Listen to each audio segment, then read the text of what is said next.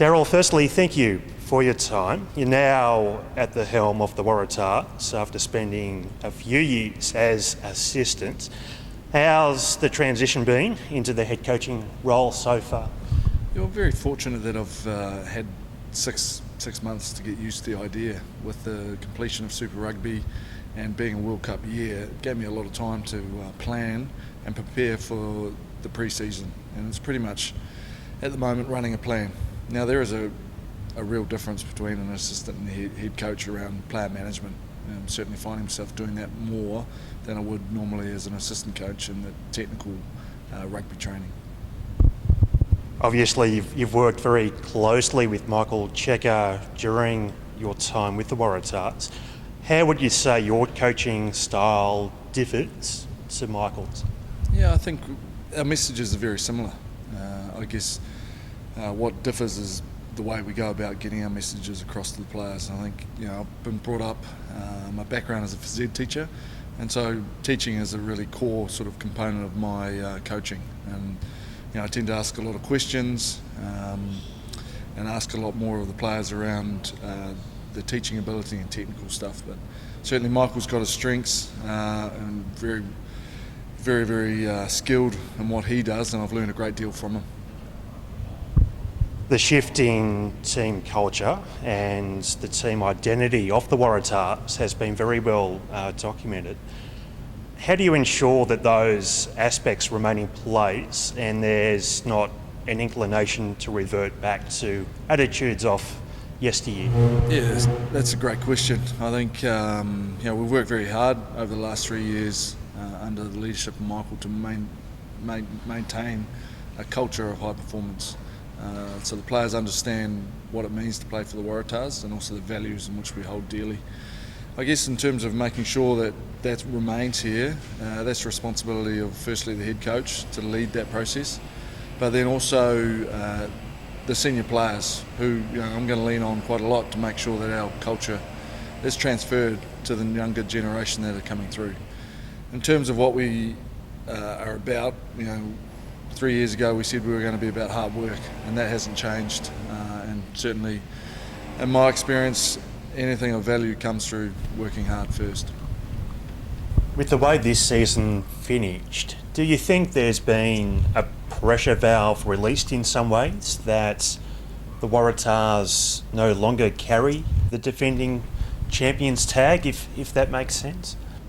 Yeah, it does make sense in terms of we no longer carry that target on our backs that we are the defending champions. I'd certainly get that. And now we all look at the Highlanders in that same regard, and the fact they set the benchmark for last season. They were the winning team, and whenever we come up against them, we're going to certainly be gunning for them.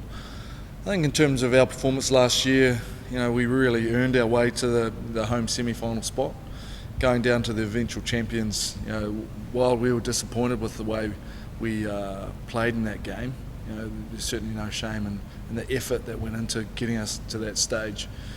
In terms of continuing on, that's a big focus for us. We've experienced a great deal of turnover in terms of number of really high experienced players off the top of our list have moved offshore or retired. What that's meant is the last 2 years we've really worked on our youth system and our structures, and a lot of those players have been promoted to the senior squad. And so while they're new to the squad, they're not new to the Waratahs in the fact that they're very well versed in what we're about. And so that transition period has been easy for them. They've come into the team. While it's all still new for them, that transition has been a lot easier. In the season just gone, we saw Israel Folau spend some time at outside centre. Is that a move that could become more permanent next year? Yeah, certainly. We experimented with Israel last year around positioning him up front. It's certainly one thing that he's voiced a real enthusiasm for. He's spent 3 years in the game watching from the back and learning, and I think he's really seen what a centre does and believes his skills are nicely suited to that outside position. It's something we're definitely going to look at in terms of what that configuration with not only him playing up front but also who would play in the back. And I guess for me, I look at the performance of Kurtley Beale at the World Cup. I felt probably one of the standout players for Australia. And Kirtley's really wants to play at fullback as well. So what I have got is options, and I'm really fortunate. I've got a great deal of depth in that outside position, and the fact we've strengthened the team with Zach Guilford, Reece Robinson. We've got some real young guns coming through the system. They're going to be the mainstay of this team for a few years, and Andrew Callaway and Harry Jones. So I'm really comfortable with our back line. Certainly some challenges there for us around who we're going to pick, but it's a nice situation to be in. You mentioned Zach, and obviously it's been well documented of his past and his off-field misdemeanours. How has he adapted to the Waratahs and the area in general? Yeah, he's been really welcomed into the squad. I think what he did on day one of our pre-season, where he smashed all our fitness tests and so forth, really endeared him to his teammates, and the fact that here is a guy who's, his troubles have been well documented. He's turned up in good nick and shown his teammates that he's here, and he's going to earn their respect. I mean, that's a good start to be. And he's continued that over the last 4 weeks, and he's been brilliant for the likes of Andrew Callaway, who's seen the level with him and Reece Robinson, Matt Carraro, and the fact that here's some real senior pros showing the way. And I think a guy like Andrew, who's stuck with them all through the pre-season, it's going to stand him in real good stead. Turning to next year, what do the Waratahs need to do or improve on to reclaim the Super Rugby title?